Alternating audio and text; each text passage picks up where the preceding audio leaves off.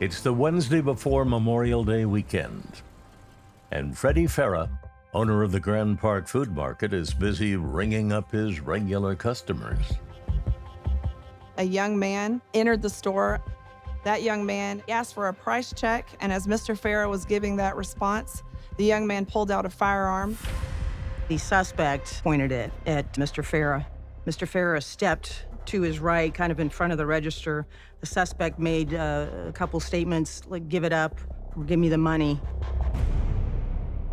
Mr. Farah instinctively reached up to move the firearm out of his face, and as he did, the young man shot one time and hit Mr. Farah. One bullet struck Mr. Farah in the head just above the right eye. The man bolts out of Grand Park Food Market, empty-handed. 34-year-old Freddie Farah clings to life as an ambulance rushes him to nearby Methodist Hospital. I fell to the ground, and they told me that he had been shot in the head. His heart was still beating, but they think he was brain dead. We stayed there until they finally pronounced him dead.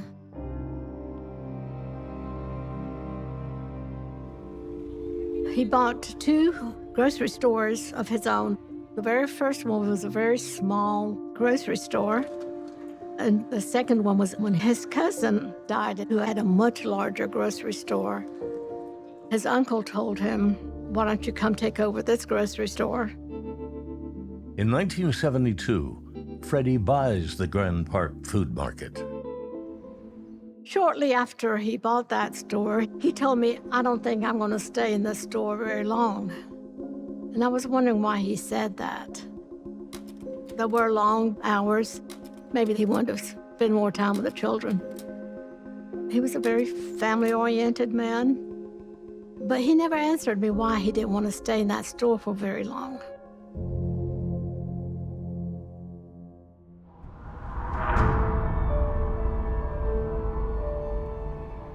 Jacksonville police arrive on scene at the Grand Park Food Market. When the detectives entered the store, they noticed 3 items: a cake mix box, a frosting can, and a soda can on the counter near the register. But nothing was taken. Money wasn't taken. Unsure who left these items on the counter and why, crime scene technicians bagged them as potential evidence.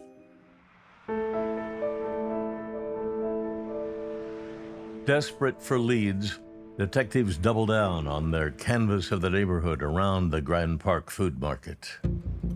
Through word on the street, detectives learned there may have been a customer in the store at the time of the shooting.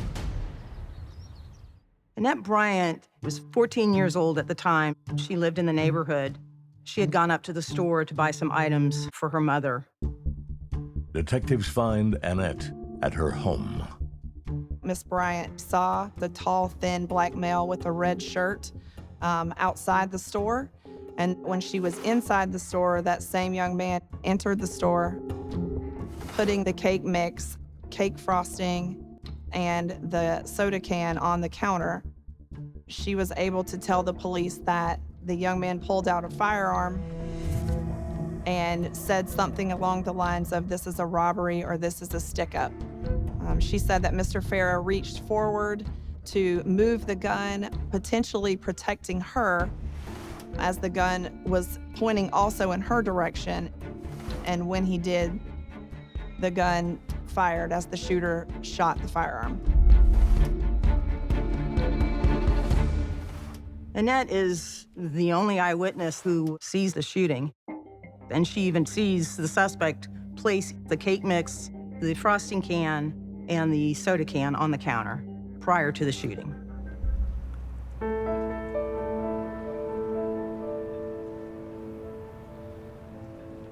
In the evidence technicians' attempt to lift prints off of the items left behind, they were able to achieve positive prints. They did do a search, and that search was only done on a local level. This is before you're able to check stuff nationally. And if the suspect hadn't had an arrest record prior to the homicide occurring, he would have never been identified. The case of the young father murdered in his own market goes ice cold. Technology has grown immensely over the years, and we've got great equipment to identify suspects. When I looked at the Freddie Farah case, we just had fingerprints, and so we ran the fingerprints again. Ended up getting a report that the latent print from the frosting can and the cake mix box came back to a Johnny Miller.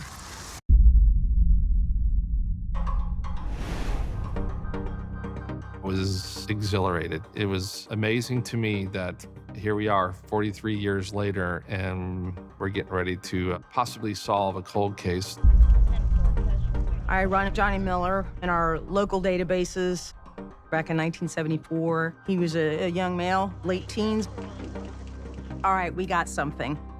But then you also have to think, this could just be anybody who went over and picked up a can and put it back down on the counter prior to the suspect coming in. Our last known address for Johnny Miller is in New Orleans.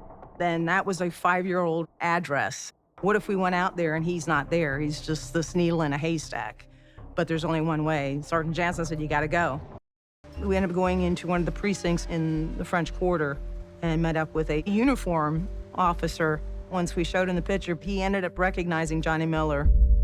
And he said, I'll look around for him. Less than an hour later, Detective Radigan gets a phone call. The officer has found Johnny Miller. He spoke with Mr. Miller just briefly. I told him I was a detective from Jacksonville and I was working an investigation. Johnny agreed to come speak with us. I never been to this store. You never been to that store? I can remember. Don't put that I said, don't put nothing on me. I never been to that store. Okay. When I got your fingerprints and you tell me that you were never there, then your denials are just as good as a confession. Johnny Miller is arrested in New Orleans. The state approaches the Farah family with an idea, a plea deal with Johnny Miller. In exchange for time served, Miller would plead guilty to Freddy's murder and meet with the Farah family to answer their questions. I did want to see him face to face, and I knew Bobby was going to ask questions, and I did want to hear his answers. Johnny Miller takes the plea deal and agrees to meet with the Farah family in a restorative justice session. The main goal of restorative justice is to bring the offender and victim or victim's family together so that the offender is held to account by explaining and apologizing for what he or she has done. I asked him, was he angry with my dad? Did my dad upset him? He said that he found the gun and he was going to take it into my dad's store to ask my dad what he should do with it.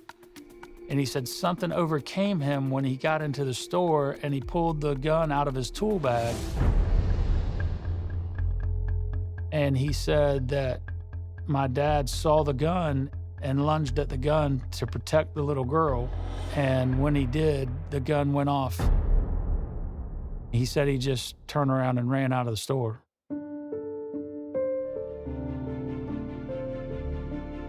Mr. Miller kept saying, I'm sorry, I'm sorry. And then I just told him, we forgive you. Mrs. Farah just blew me away. Such a strong woman and such a forgiving woman. I was crying. I believe the state attorney was in there crying. We were just so humbled by her. Freddie was the love of my life.